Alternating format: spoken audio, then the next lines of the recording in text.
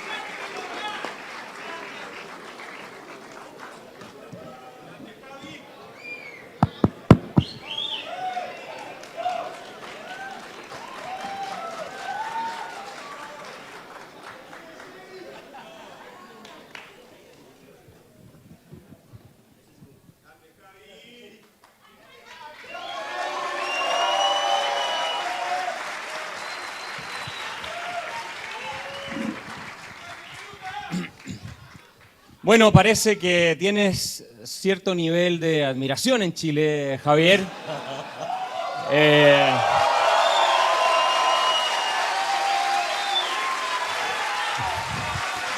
It's only rock and roll, but Rock I and like roll. it. El Mick Jagger del liberalismo, sin ninguna duda. Así que, obviamente, estamos encantados de tenerte en Chile. Tú has hecho mucho por la libertad, no solo en Argentina, que cambiaste completamente el eje del debate, la ventana de Overton. Exacto, en toda América Latina, Javier Milei, incluso España y más allá, es un referente de que cuando se tienen ideas claras, se es categórico, consecuente y coherente, aun cuando la mayoría está completamente en contra, finalmente se termina por dar vuelta el clima de opinión y en favor de la libertad en un país además tan complejo lo has logrado como es Argentina. Yo quería partir, Javier, preguntándote una cosa muy simple. Esta charla se llama, o conversación, el renacimiento liberal. ¿Por qué el liberalismo? Es profundo, pero cuéntanos tú por qué decidiste abrazar esta corriente de ideas. Bueno, en primer lugar, muchas gracias a todos los que han hecho posible este evento, a cada uno de los que están presentes y muy especialmente gracias a Axel, que es un verdadero gigante de las ideas de la libertad. En ese sentido, yo recuerdo que cuando allá hace poco más de 10 años empecé a ir a la televisión, yo recuerdo que ser liberal era una mala palabra, era una suerte de insulto, es decir, se insultaba a las personas diciéndole liberal o neoliberal y cosas por el estilo. Es decir, si yo me hubiera guiado por un focus group o por las encuestas, tendría que haber sido socialista. Y entonces la pregunta relevante es la que hace Axel. Es decir, la pregunta es ¿por qué? Y la realidad es que la respuesta está en un libro maravilloso de Israel Kirzner que se llama Capitalismo, Creatividad y Justicia Distributiva. Y esto ahora puesto en mis palabras, uno no defiende al capitalismo de libre empresa por una cuestión utilitarista. La defiende porque es lo correcto. En ese sentido, cuando uno hace el repaso cuantitativo, es que aquellos países que son más libres son 8 veces más ricos que los reprimidos. Es más, el decil más bajo de la distribución está 11 veces mejor que su par en el país reprimido. Y es más, como la distribución del ingreso lleva el formato de una chi cuadrada, una log normal, también conocido como distribución Pareto, el valor mediano está por debajo de la media. Eso significa que además, al estar el doble de bien que el ciudadano promedio, quiere decir que está mejor que el 90% de la población aproximadamente. Es más, en los países más libres hay 25 veces menos de pobres en el formato estándar, 50 veces menos en el formato extremo. Aquellos que viven en un sistema libre no solo tienen mayores libertades políticas, sino que además viven un 25% más. Entonces, la realidad es que esto en términos cuantitativos es abrumador y acá, digamos, Axel también ha sido una fuente de inspiración para encontrar la respuesta a esto. Hay un libro que yo cito recurrentemente de Axel, más que El economista callejero, y creo que me gustó un poquito ese. Sí. Y más que La tiranía de la igualdad, que hay un libro brillante de Axel, todos sus libros son brillantes, pero este tiene algo en particular, el caso de la fatal ignorancia, casi parafraseando a Hayek en La fatal arrogancia, y es que en su primer capítulo él dice, a pesar de todos los logros del modelo chileno, se va a caer. Y se va a caer porque perdimos la batalla cultural. 2009 el libro. Entonces, eso a mí me llamó a mirar el problema, la lógica del problema, y creo que quien tiene la respuesta mejor presentada al respecto es justamente Israel Kirzner en el libro que cité recién, porque lo que básicamente dicen los socialistas es que el sistema es injusto. Es decir, la lógica del posmarxismo frente a la tremenda derrota en lo económico se expande en otros aspectos y lleva esta lucha de clases a otros planos de la vida social. Y lo único que retiene en el plano de la economía es el tema de que el sistema capitalista es injusto, el sistema capitalista de libre empresa hablo. Y en ese sentido, ellos, en Argentina es más complicado porque ni siquiera respetan los números, pero digamos, suponiendo que estamos discutiendo con un socialista que al menos pueda hacer un cero con un vaso,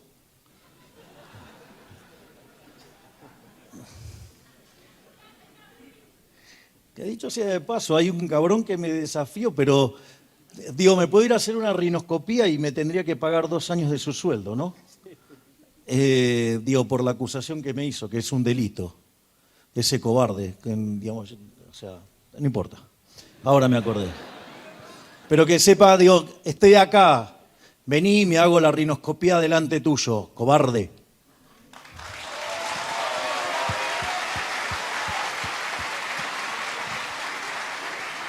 Y en ese sentido, lo que dicen es que el sistema le reconocen que es más productivo, pero que genera tanta desigualdad y que genera tanta injusticia que están dispuestos a ceder en términos de eficiencia con tal de bajar la desigualdad y la injusticia. Es decir, como que bueno, admiten que hay un trade-off entre desigualdad y lo que tiene que ver con la eficiencia y que como es intolerable ese nivel de desigualdad, hay que ir por la idea de la justicia social. idea que destrozó un país del otro lado de la cordillera, o sea, de donde vengo yo. En ese sentido, justamente el punto que hace Israel Kirchner dice, a pesar de que el sistema sea más productivo, si es injusto no merece ser defendido. Y ahí lo que hace Israel Kirchner pivotea sobre dos ideas. Una es sobre el principio de apropiación de Locke y el otro tiene que ver con la idea de Hayek del mercado como un proceso de descubrimiento y que entonces no existe tal cosa como una torta dada y que se genere esa torta y que después venga alguien y la reparta de manera distinta. Es decir, un error que arrastramos desde la época de John Stuart Mill, que decía que la producción era independiente de la distribución, que vendría a ser algo tan ridículo como decir que un auto está implícito en la cantidad de acero, de cuero, de caucho, de vidrio, digamos, no sé qué cosa más tendrá un auto, de aceite y nafta, no sé, y lo que fuera, y que está implícito ahí. No, no está implícito nada. Es decir, el mercado es un proceso de descubrimiento. Ustedes llevan un auto al mercado, el mercado no lo quiere y no venden ninguno, y a la postre terminan quebrando, si vuelven a fallar. En ese sentido, además hay un problema de incentivos, porque si yo no me puedo apropiar del fruto de mi trabajo, ¿para qué voy a trabajar? Entonces, no solo que no hay tal cosa como una torta, porque esa torta debería ser descubierta, sino que además en términos dinámicos cada vez va a ser peor si yo me pongo a tocar la distribución. Y en esa discusión y en esa dinámica es que antes de meterme en política andaba dando vueltas por el mundo explicando además que el capitalismo no solo era más productivo, sino que además abrazaba un conjunto de valores morales superiores a los del socialismo y que no solo entonces tenía que ser defendido por su productividad, sino que tenía que ser defendido por sus valores morales. Y que los socialistas habían ganado la batalla, no porque fueran mejores, sino porque nosotros no nos presentamos a dar esa batalla. Es decir, la caída del muro hizo tan evidente la superioridad cuantitativa que a nadie se le ocurrió cuestionar el sistema. Y mientras que ellos se agruparon en el Foro de San Pablo, se plantearon como objetivo la Unión Soviética Latinoamericana, y vaya que fueron exitosos, ¿eh? Digo, en Argentina, 4 periodos kirchneristas, ¿no? 1 de Néstor Kirchner, 2 de Cristina Fernández, ahora Alberto Fernández. Digo, acá han tenido, a Lagos, a Bachelet. Bueno, ahora tienen a este... Ni siquiera mencionó a Boric todavía, ¿eh? Es que lo estoy...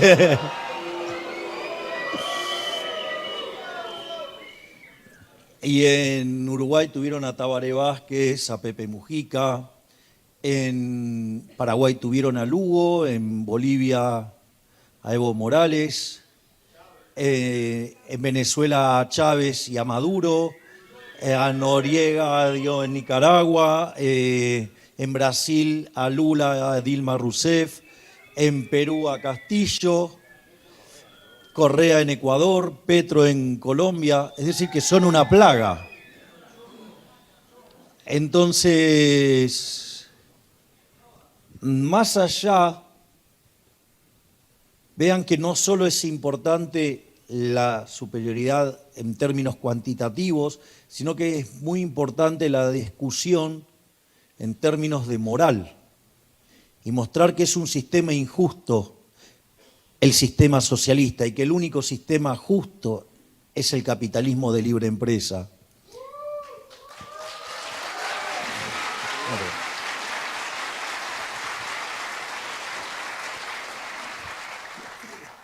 Y es por eso que Bueno, la política me encontró defendiendo los valores morales subyacentes del capitalismo de libre empresa, y la mano invisible me trajo hasta acá. Javier, tú mencionaste, entraste en política, te parecía que no era suficiente la discusión intelectual, había que ir más allá. Y has citado varias veces a Chile como ejemplo de algunas políticas públicas que a ti te gustaría implementar, en tema de obra pública, por ejemplo. A mí me gustaría, si acá que estamos en la capital, nos podrías comentar tu visión de nuestro país y cómo te ha motivado a ti o te ha inspirado a ti algunas cosas que hicieron acá ya hace décadas. ¿Cómo nos ves, digámoslo, antes de entrar más al tema argentino propiamente? Bueno, yo por cuestiones de trabajo, yo antes de ingresar a la política era el economista jefe de uno de los 3 grupos económicos más importantes de la Argentina. De hecho, trabajé cerca de 15 años. Digo, es un comentario que vale la pena hacerse porque una de las fuerzas políticas, la pseudo oposición, dicen que fracasé siempre en el sector privado y que me echaron de todos los lugares. Bueno, yo estuve siendo economista jefe 15 años de un grupo que es el más grande, uno de los 3 más grandes de Argentina. Y como parte de uno de los trabajos que nos tocó hacer, nosotros estábamos planteando un proyecto que se llama el Corredor Bioceánico Aconcagua, que era un túnel de baja altura de 52 kilómetros, y el trazado de las vías eran más de 200 kilómetros. Y una de las cosas que descubrimos al venir fue el sistema de iniciativa privada, con el uso de los ingresos mínimos garantizados en contratos del tipo BOT, o sea, de construir, operar y transferir.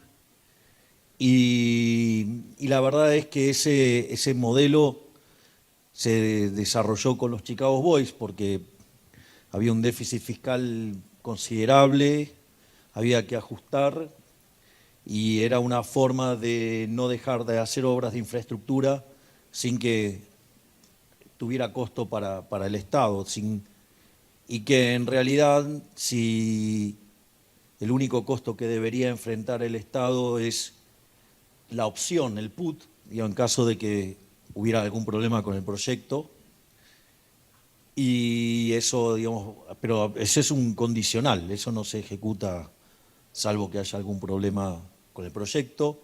Y la experiencia también es muy exitosa porque desde que se implementó solamente una vez se cayó un proyecto, que es el caso del puente del Chacao, y eso además después se les permitió hacer correcciones, como hicieron el caso de Perú, poniendo way outs, es decir, donde el primer desvío lo paga el privado, el segundo el Estado, y si excede eso se revisa.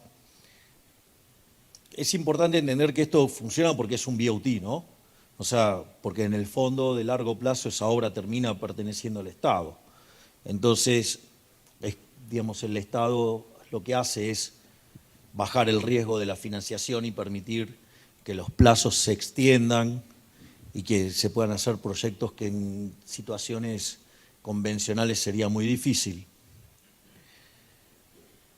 Y después también agregamos una cuestión de sistemas de incentivos a la Suiza. Concretamente nosotros tomamos el caso del túnel de Luesborg, es decir, que es un túnel de más de 35 kilómetros. Digamos, los suizos habían hecho el San Gotardo y habían tardado muchísimo tiempo, había salido muchísimo más caro, y cada vez que aparecía un problema dentro del túnel el incentivo era agrandar los problemas, porque eso implicaba más obra pública, por decirlo de alguna manera. Y lo que hicieron en el caso de Luesborg, licitaron una puerta a una empresa y la otra puerta a otra, y tenían que competir dentro del túnel.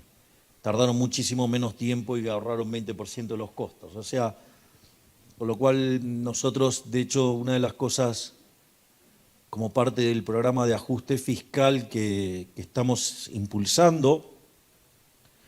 Nosotros queremos replicar el modelo de iniciativa privada a la chilena con estas mejoras, que también, dicho sea de paso, algunas de ellas fueron diseñadas por chilenos también. Gente con la que tuve la oportunidad de trabajar y sobre todas las cosas aprender mucho. La verdad que algunos profesionales maravillosos de los que aprendí un montón. Y claro, el problema con ese modelo es que el dinero deja de pasar por las porosas manos de los políticos.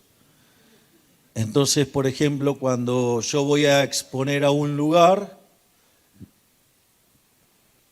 puedo ser profundamente ovacionado, pero de repente si hubiera acá alguien sentado de la Cámara Argentina de la Corrupción, la Cámara Argentina de la Construcción,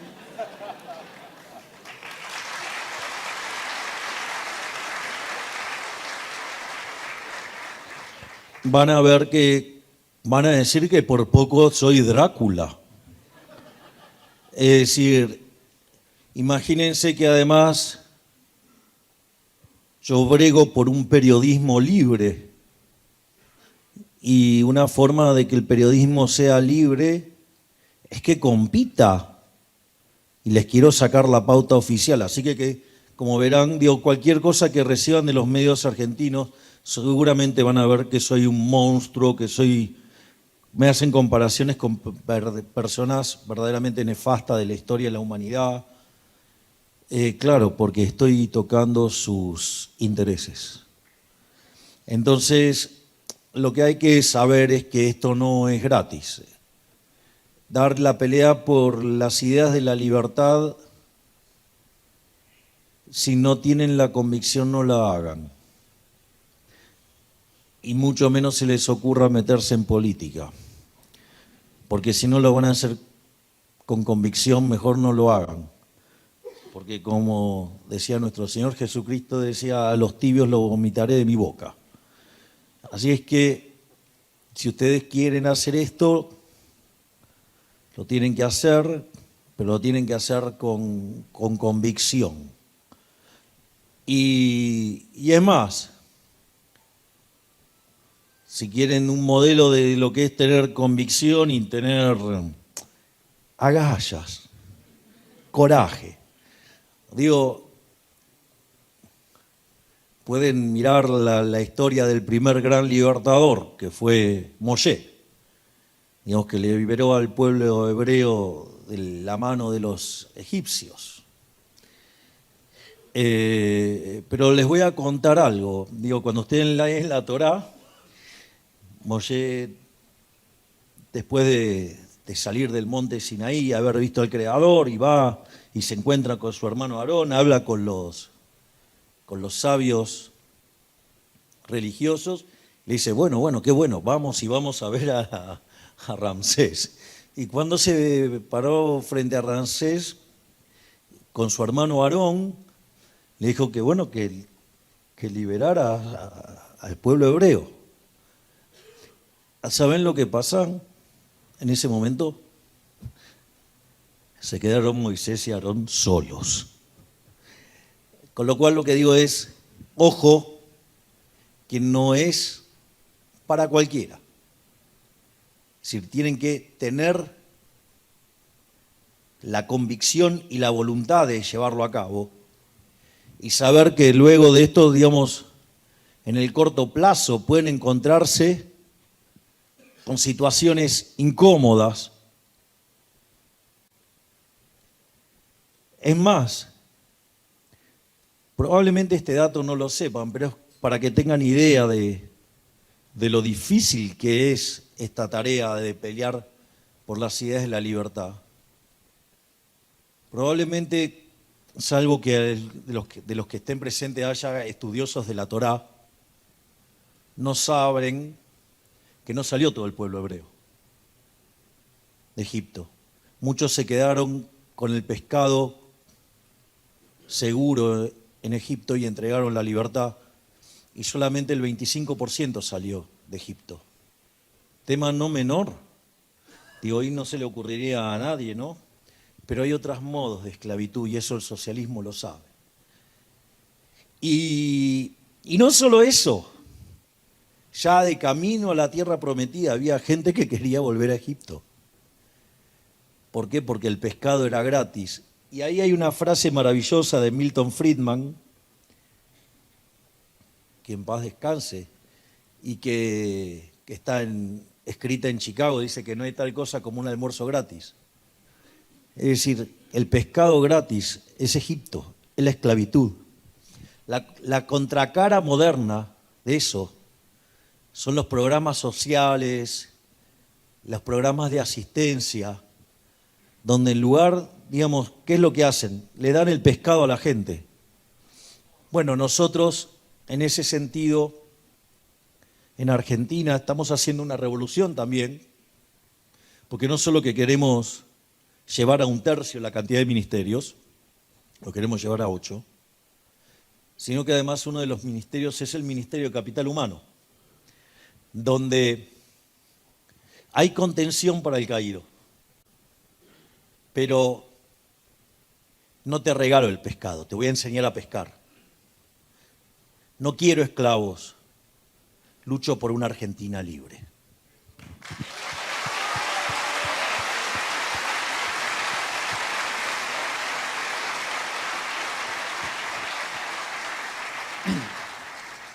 Sí, es muy profundo y muy potente lo que estás diciendo, eso de la esclavitud y transar la libertad por seguridad alimentaria. Como decía Franklin, el que está dispuesto a transar su libertad por seguridad no merece ni seguridad ni libertad.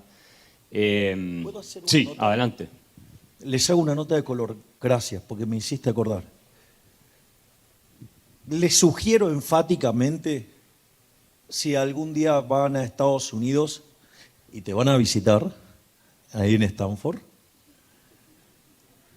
ustedes, ahí en San Francisco, en la bahía está La Roca, está Alcatraz. Y ustedes pueden hacer un paseo por Alcatraz. Y hay una parte que cuando está casi terminando el paseo, ustedes van y está donde está la cancha de básquet y para hacer deportes y demás. Y una de las cosas que decía y que dice el tour cuando ustedes están en ese momento, dice, mire acá, digamos, la verdad es que tenían comida, podían estudiar, tenían esto, o sea, las comodidades que tenían eran, respecto a otros eran, o sea, tenían un montón de cosas. Pero ese era el lugar más triste de la cárcel. Justo donde era la parte de recreación, era el lugar más triste de la cárcel. ¿Por qué? Porque daba a la bahía de San Francisco. Y veían cómo crecía la ciudad, cómo progresaba la ciudad. Y ellos estaban encerrados, estaban privados de la libertad. Es decir, la vida sin libertad no es nada.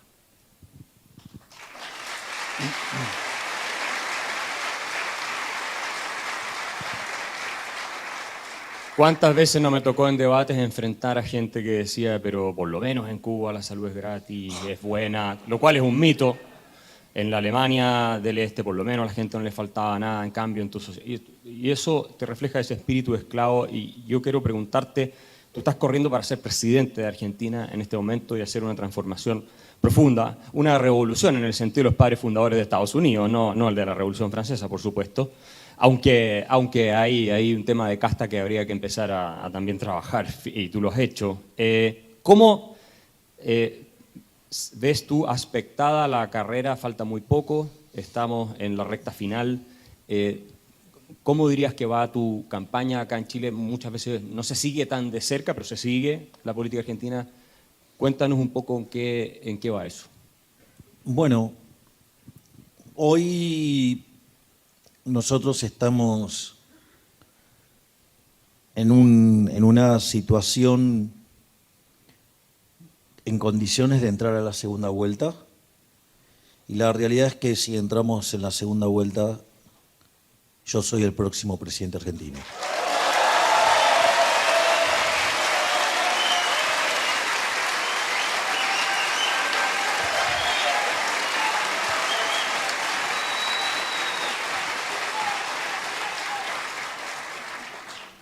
Ahora, el camino no es nada fácil. Y dado que estamos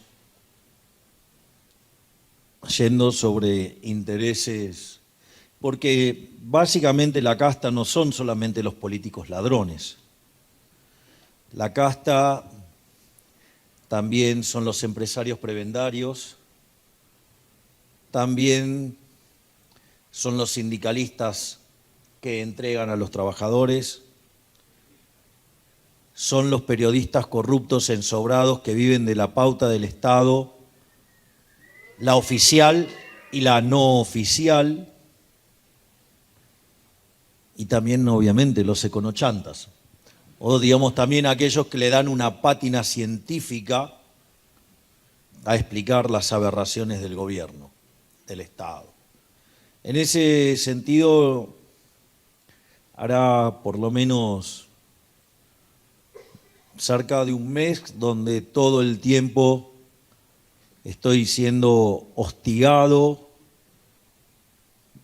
por todos los medios de comunicación. Es más, el último escándalo, por decirlo de alguna manera, tiene que ver con el financiamiento de la campaña. Dicen que nosotros cobramos para dar candidaturas, lo cual es absolutamente falso. Nadie ha podido probar ningún disparate de esos. Cada vez que hubo una denuncia de esas características, a esas personas se las carearon y no se ha podido demostrar nada, eran puras habladurías. Y es muy interesante porque nosotros, básicamente, cada candidatura se somete a un proceso competitivo y donde cada uno se tiene que autofinanciar y que después se terminará dando cuenta de lo que se haya gastado al final de la campaña, pero es absolutamente revolucionario, es decir, uno se financia con su propio esfuerzo, con su propio trabajo. Es decir, nosotros no le costamos un centavo al pagador de impuestos. En cambio, el resto de las fuerzas políticas se financian con la plata del Estado, se financian con los impuestos. Es decir, ustedes pagan impuestos para supuestamente tener salud, educación, seguridad, justicia, y sucede que los fondos se desvían para financiar las aventuras políticas de políticos corruptos. Y los periodistas ensobrados, corruptos, hijos de la pauta,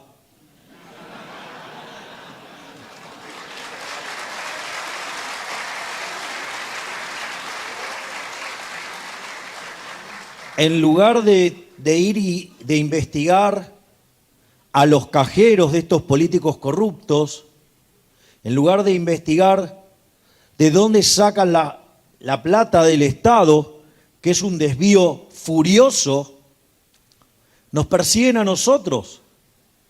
Es decir, es como una situación donde los ladrones están corriendo a los policías. Es decir, Dios, es el mundo del revés. Es decir, el que trata de hacer las cosas de modo honesto es el perseguido y se premia a los delincuentes. Es decir, que Argentina tiene además un problema de base moral. Para mí robar está mal. Para ellos parece que no.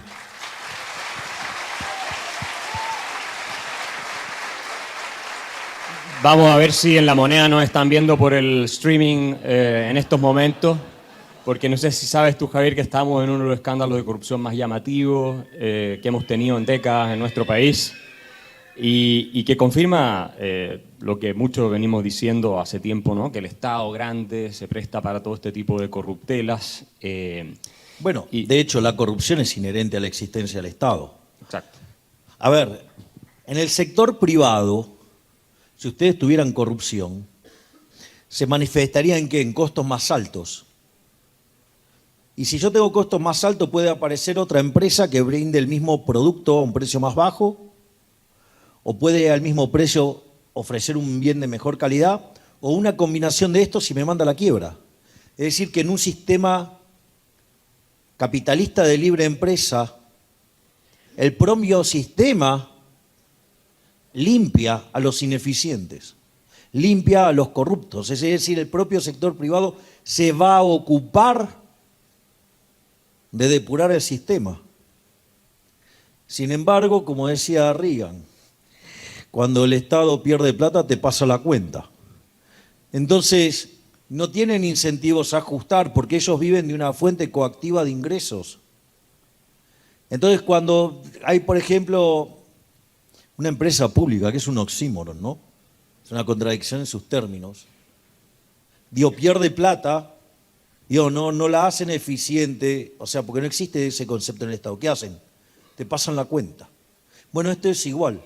No hay tal cosa, entonces, como un Estado eficiente. No existe el Estado que hace las cosas bien. Y la corrupción es inherente a la existencia del Estado, porque lejos de generar los incentivos para corregirlo, tiene los incentivos para agrandarlo. Please. No, iba precisamente a ese punto, que lo tocaste perfectamente. Una de las razones por las cuales tú te convertiste también en un fenómeno internacional y con posibilidades... Bueno, allá dicen que era un fenómeno barrial.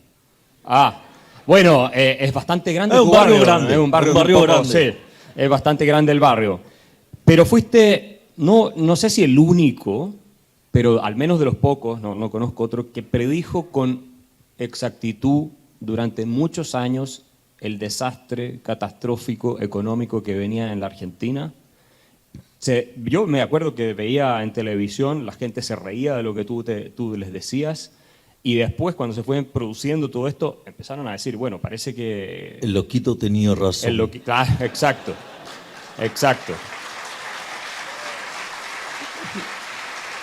Y en esa línea, o sea, los hechos te han dado toda la razón más allá de toda discusión, nadie lo puede poner en duda. Cuando seas presidente, no es si gana, cuando seas presidente. Estamos hablando a partir del 10 de diciembre. A partir del 10 de diciembre.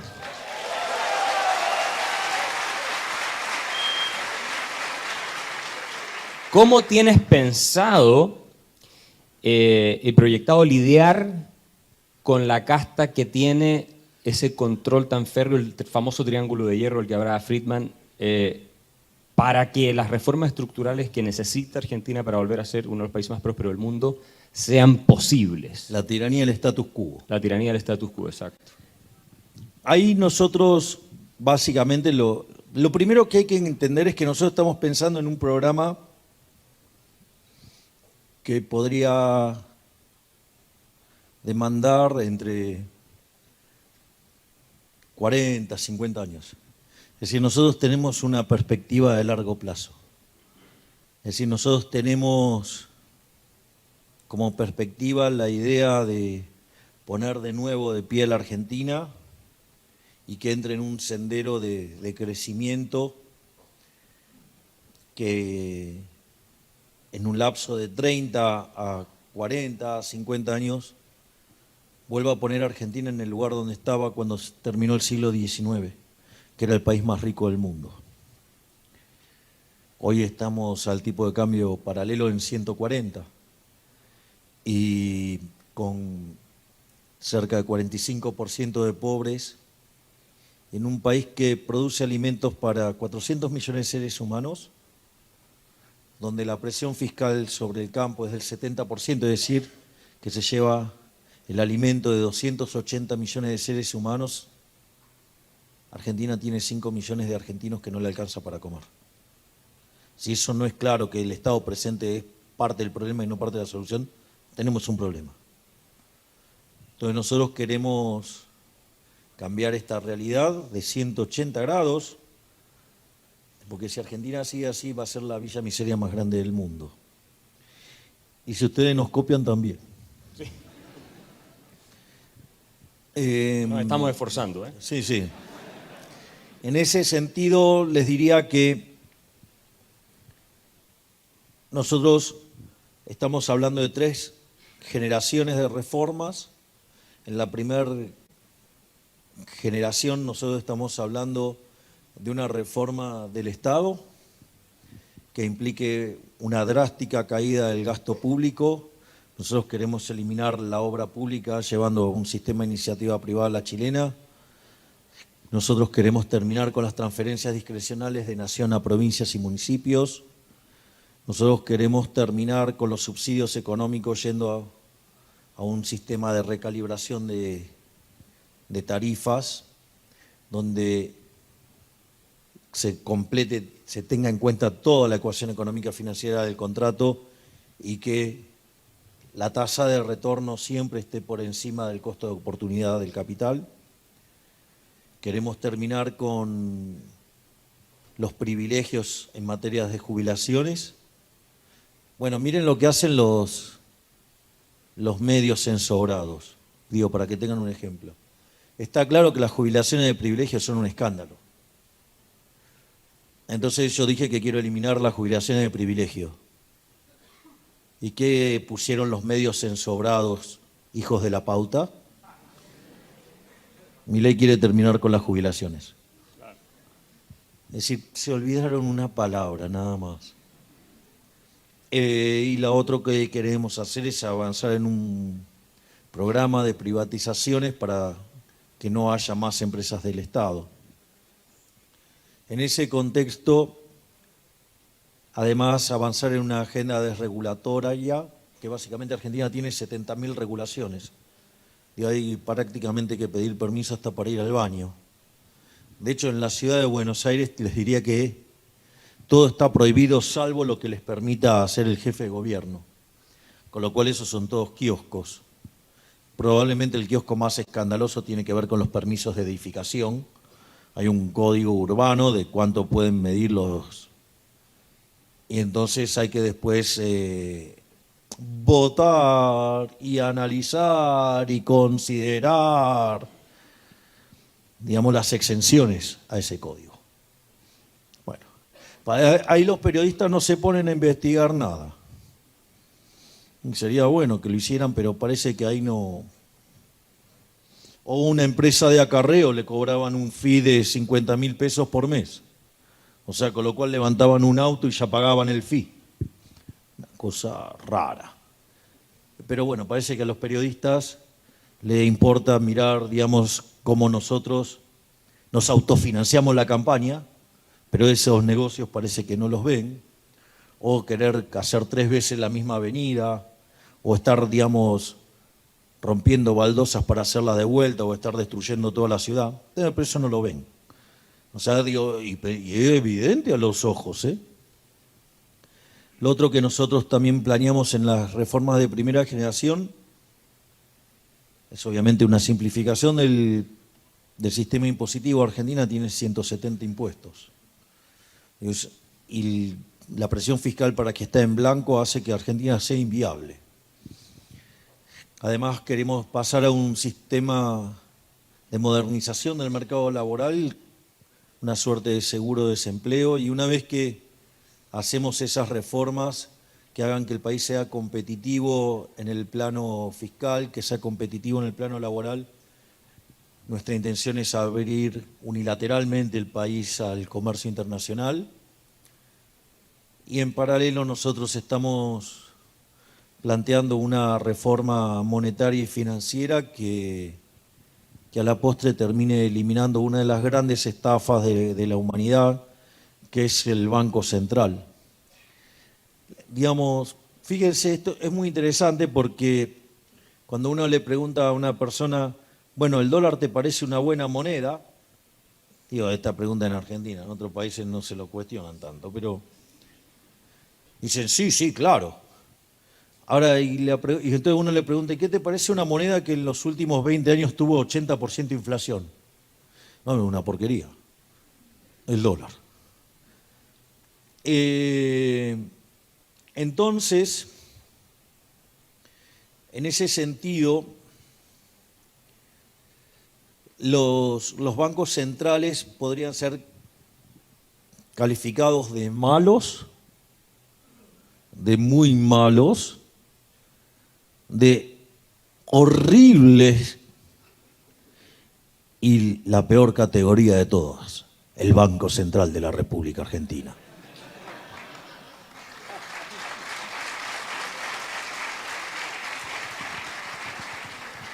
¿Cómo haces sí para vencer la resistencia que vas a encontrar en el Parlamento, porque tienen que aprobarse leyes, etcétera? De todo este grupo a los cuales no les conviene ni una de estas cosas. Bueno, ahí hay algo muy interesante. A diferencia de los otros políticos, nosotros sí tenemos un mandato. Es decir, está claro que si nosotros ganamos, a nosotros nos van a juzgar por si bajamos o no la inflación y si podemos llegar a reducir o no la inseguridad. Digo, el mandato es muy claro, el discurso es claro, sin fisuras, contundente, por lo tanto todos tienen claro lo que voy a hacer, o sea que si me votan es porque saben lo que quiero hacer. Nosotros con Cari, el jefe que está acá, digamos, que es la otra pata, digamos, de esta construcción, digamos,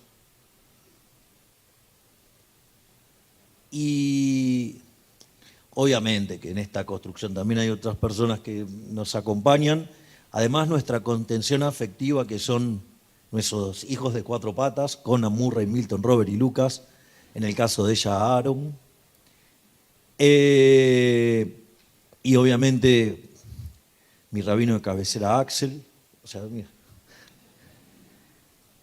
Y en ese contexto nosotros preferimos decir una verdad incómoda antes que una mentira confortable. Por lo tanto, eso no es libre de costos,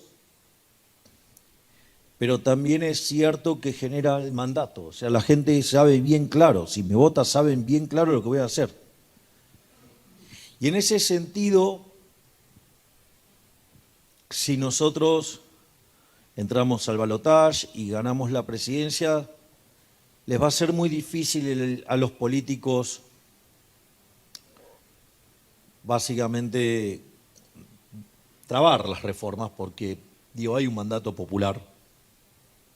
La otra es la hipocresía de la pseudo oposición, ¿no? Porque, digo, ellos consideran que yo tengo que contribuir para las reformas si no llegáramos al poder o al Ejecutivo, pero ellos se ponen como grandes bloqueadores de que no las van a dejar pasar. Entonces, pero bueno, tienen la complicidad de los medios de comunicación y obviamente, digamos, o sea, entonces no son liberales, porque entonces, digo, vale mandar las reformas si las proponen ellos, ¿no? Digo, entonces eso también muestra la hipocresía y la mentira de la pseudo oposición, que en realidad nos quiere exterminar, básicamente porque el negocio es que quede entre los kirchneristas y ellos. Es decir, y tener anestesiada a toda la población en esa pseudo grieta, cuando en realidad la grieta es entre la casta, los corruptos, los ladrones, los que hunden al país y la gente de bien. Aparte es interesante porque a mí por hacer ese planteo me tratan de fascista y otras cosas más, pero ellos son fascistas porque justamente ellos son los que hacen el mismo planteo. Entonces la verdadera pregunta es, digo, frente a esos planteos, ¿quiénes son los verdaderos fascistas? Entonces, cuando ustedes lo ven votar, votan siempre estratégicamente tal que todas estas leyes que avanzan sobre las libertades individuales siempre pasan. Y nunca votan en contra de la política, siempre es en favor de ellos.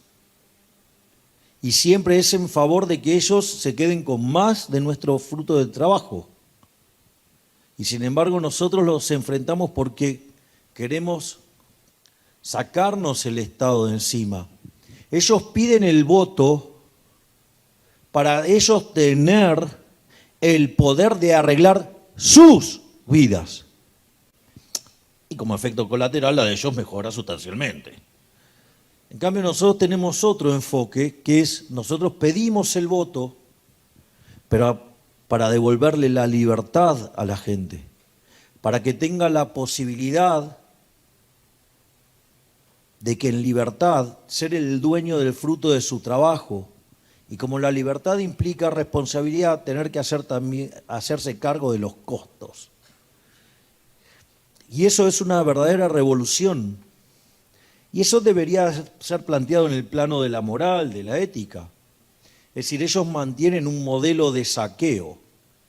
Lo único que unos dicen, unos lo hacen a la Bartola y otros dicen que hay una forma eficiente de hacerse. Miren, los voy a hacer con un caso aplicado, porque si no parece muy abstracto. Miren, hay un libro maravilloso que se llama 4000 años de controles de precios y salarios, y el subtítulo es ¿Cómo no combatir la inflación? Y ese libro muestra que los controles de precios nunca funcionaron en la historia.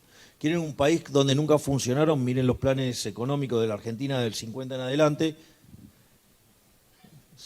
El único periodo donde no tuvo controles de precios fue con la convertibilidad, que es el único periodo que no hubo inflación, el resto siempre hubo inflación.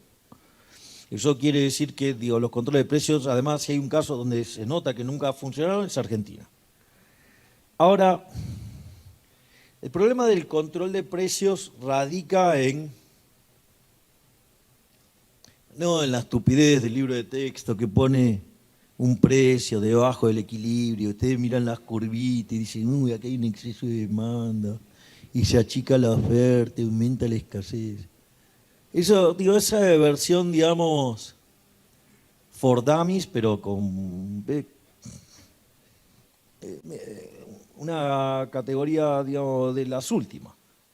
Qué sé yo, para un chico de 3 años puede estar bien, ahora para un señor grande, con grado, con posgrado, con doctorado, postdoctorado, vamos. En realidad el problema de los controles de precios es que es un avance sobre la propiedad privada. Entonces, porque ¿qué es el mercado? El mercado es un proceso de cooperación social donde se intercambian voluntariamente derechos de propiedad. Entonces, en ese contexto, ustedes lo que tienen es que al avanzar sobre el derecho de propiedad, eso tiene costos. Es decir, entonces ustedes le avanzan el derecho de propiedad sobre una empresa y la empresa, ¿qué hace? Va a producir menos. No tienen mayor ciencia que eso. Entonces, una de las cosas que sucede es que en Argentina entonces hay inflación. Entonces, ¿qué hacen, las bestias del gobierno? Agarran y mandan a una patota, a patoteros, ¿sí? De un sindicato, mandan patoteros a exigirle a los supermercados que no suban los precios a palazos. Está claro que eso es espantoso, ¿no? Está claro la vulneración del derecho de propiedad. Ahora, ¿qué es lo que hace la pseudo-oposición? Y la pseudo-oposición lo que hace es algo mucho más perverso. Dice, no, ¿cómo van a mandar a los patoteros? Dice, no, hay que mandar a la fuerza de seguridad. Es decir, a los patoteros propios. Es decir, al patotero del Estado. Entonces, no es un problema solo de que está mal mandar a los patoteros, sino que mandar a los patoteros del Estado también está mal. Ahora, el problema radica que para mandar a los patoteros del Estado requiere un arreglo legal que encima lo vuelve permanente. Entonces, a la postre terminan siendo peor que las bestias, porque por lo menos el daño de las bestias es transitorio. Estos generan daños permanentes. Y estos son los campeones de la República. Menos mal. Entonces, Que me vengan a decir quién es el fascista. El que quiere todo dentro del Estado, nada fuera del Estado, ¿no? Digamos, bien a lo Mussolini. O digamos, lo que no queremos, Estado. Digo, uno lo puede entender filosóficamente, entiende cómo es la realidad y trabajar para llevarlo a su mínima expresión, a punto tal que en algún momento la tecnología permita que sea cero. Pero es un sendero, es un norte. Pero bueno, hay gente que vive el Estado. ¿Saben cuál es el principal problema de Argentina? No que no esté en los libros de texto. Ustedes van, leen The Next Convergence de Michael Spence y van a entender cómo se hace para que una economía crezca. Pueden leer distintos libros de inflación, pueden leer el mío, ¿no? El fin de la inflación. Se vende acá afuera para que todos sepan. Y también sabemos cómo se termina con la inflación. Pero ¿saben cuál es el gran problema de Argentina? Es que la solución está en manos del problema. Y la única forma de hacer esto y cambiar esto es que venga alguien desde afuera, un outsider, y barra con todo el maldito statu quo. En eso estamos trabajando.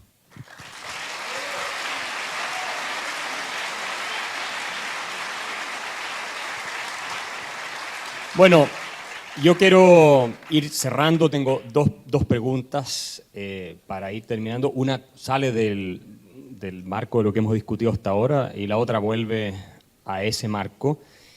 Está zigzagueante. Sí, es que hay un tema que acá en Chile en estos momentos y desde hace tiempo es muy urgente. Nosotros tenemos grandes problemas de inseguridad, terrorismo, delincuencia, criminalidad, obviamente, también como Argentina.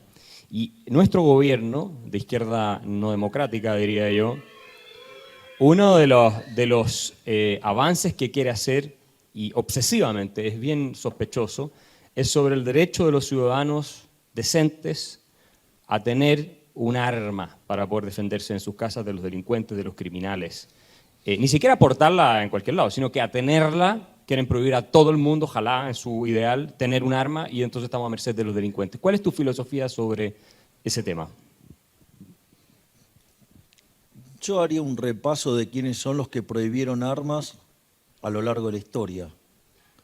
Y dentro de los que prohibieron armas, digo, está la dictadura china, Stalin, Hitler. Digo, hay un par de chicos bastante feos ahí adentro, ¿no? O lo pondría en otros términos. ¿Qué cree que va a hacer un delincuente cuando tiene que enfrentar el caso de robar a dos casas? En una, los habitantes de esa casa están armados y del otro lado están desarmados. ¿Cuál va a elegir? Digo, ahí está la respuesta, muchachos, no tiene mucho misterio. Es decir, si ustedes le bajan el costo a los delincuentes, la delincuencia aumenta. Cuando ustedes le bajen el costo esperado a los, digamos, los beneficios esperados a la delincuencia, va a haber menos delincuentes. Digo, se llama el principio de las ventanas rotas, ¿sí? De Rudolf Giuliani, inspirado en el artículo de Gary Becker de 1968, cuando él estaba dando clases en la Universidad de Columbia, en New York, y él veía cómo estaba avanzando todo este progresismo en materia penal que hacía que se revertía la posición, ¿no? La víctima pasaba a ser el victimario y el victimario la víctima. Bueno, eso implicó toda una degradación de los costos de la delincuencia, y cuando ustedes a una actividad le aumentan los beneficios, se expande. Más claro, échenle agua. Clarísimo para todos el tema de poder defendernos. ¿Qué sentido tiene el derecho a la vida si no tienes las herramientas para poder protegerlo frente a los delincuentes y los criminales que cuentan con una curiosa complicidad de ciertos sectores políticos. Bueno, hay un dicho que dice que entre bomberos no se van a pisar la manguera. Chorro cuida chorro. O sea,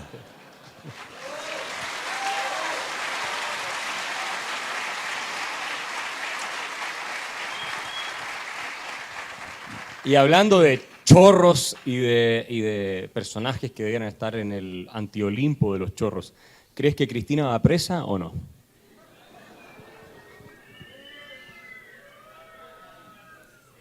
la realidad es... A ver, vamos a aclarar las cosas. Digo, yo estoy trabajando para llegar al Poder Ejecutivo. Y si verdaderamente somos republicanos, debemos saber que la justicia tiene que ser independiente.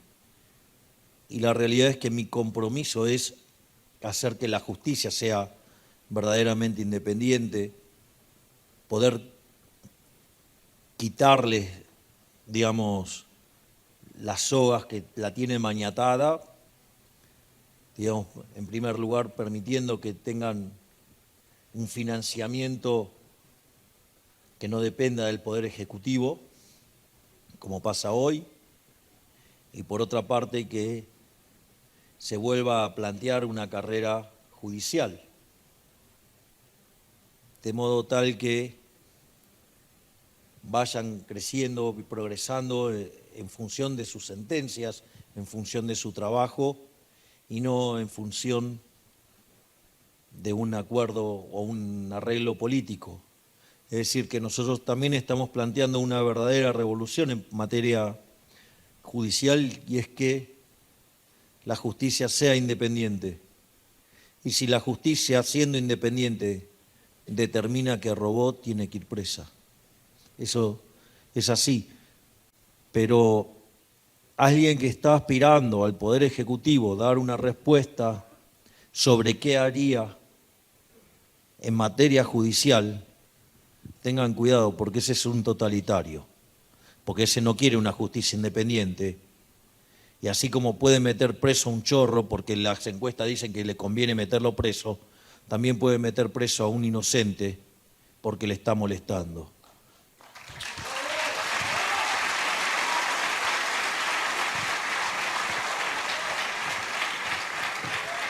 Clarísimo, Javier, estamos llegando al final de este encuentro. Quiero decirle a todos que fuera hay stands donde se están vendiendo libros de la autoría de Javier, también mío y otros. Acá está el libro de Javier, El fin de la inflación. Lo van a poder encontrar. Acá también El camino del libertario. Y yo le voy a aprovechar de hacer un regalo personal, que es mi novela última, y me aprovecho de autopromocionar acá.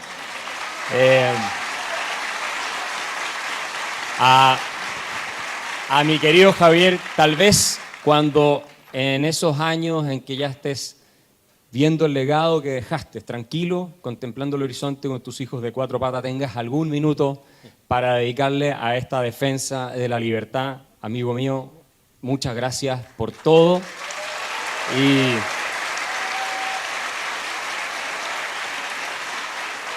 muchas gracias. Espero que tenerte de vuelta muy pronto, ojalá como presidente, ¿no? Y